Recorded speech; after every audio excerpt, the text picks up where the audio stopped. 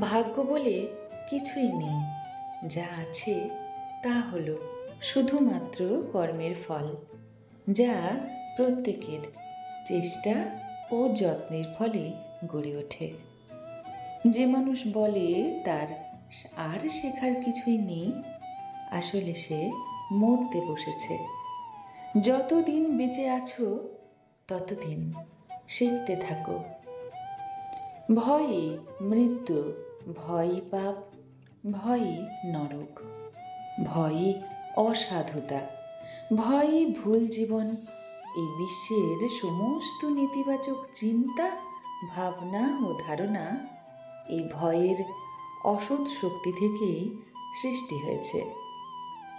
তেজস্বী হও, নিজের পায়ের ওপর দাঁড়াইয়া প্রেমের ভগবানকে অন্বেষণ করো।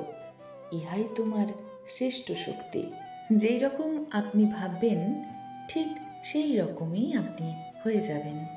যদি আপনি নিজেকে দুর্বল হিসেবে বিবেচনা করেন, তাহলে আপনি দুর্বল হয়ে যাবেন।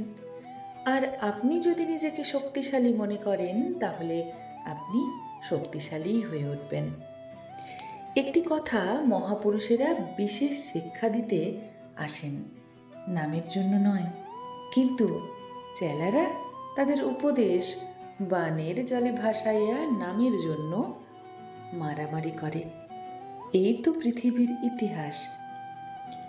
ওই যে কানে কানে গুজোগুজি করা, তা মহাপাপ বলে জানবে।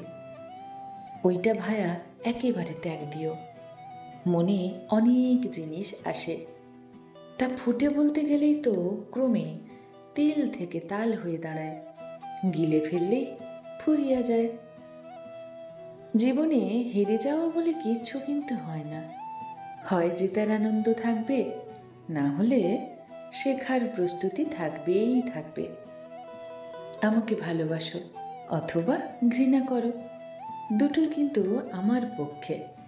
যদি আমায় ভালোবাসো, আমি থাকবো তোমার হৃদয়ে, আর যদি আমায় ঘৃণা করো, তাহলে থাকবো তোমার মনে। আমি বিশ্বাস করি যে কেউ কিছু পাওয়ার উপযুক্ত হলে জগতের কোনো শক্তিই তাকে বঞ্চিত করতে পারে না।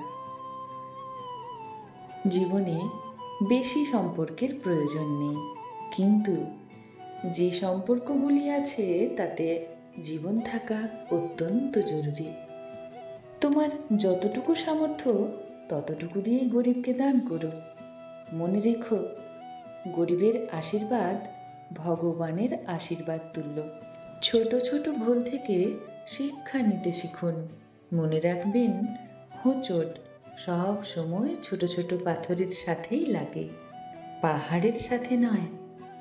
মানুষ প্রশ্রয় দিলে মাথায় ওঠে, সমাদর করলে খোশামোদ ভাবে, সৎ উপদেশ দিলে ঘুরে বসে, উপকার করলে অস্বীকার করে, আর বিশ্বাস করলে ক্ষতি করে।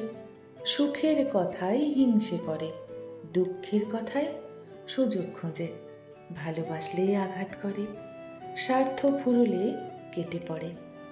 এটাই কি আমাদের চরিত্র হওয়া উচিত?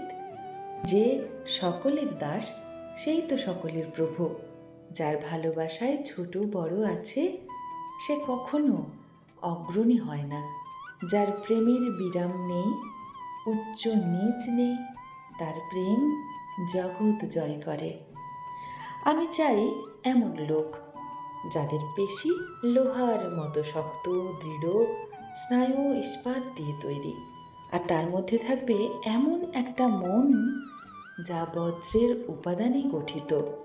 বীর্য মনুষ্যত্ব, ক্ষাত্রবীর্য ব্রহ্মতেজ। মানুষ যদি সত্যিই মন থেকে কিছু করতে চায়, তাহলে পথ পাবে। আর কেউ যদি তা না করতে চায়, তাহলে অজুহাত পাবে। পেছন ফিরে তাকানোর প্রয়োজন নেই, আগে চলো। আমাদের চাই অনন্ত শক্তি, অফুরন্ত উৎসাহ, সীমাহীন সাহস, অসীম ধৈর্য। তবেই তো আমরা বড় বড় কাজ করতে পারবো। অন্যে যাই ভাবুক আর করুক, তুমি কখনো তোমার পবিত্রতা, নৈতিকতা আর ভগবত প্রেমের আদর্শকে নিচু করো না।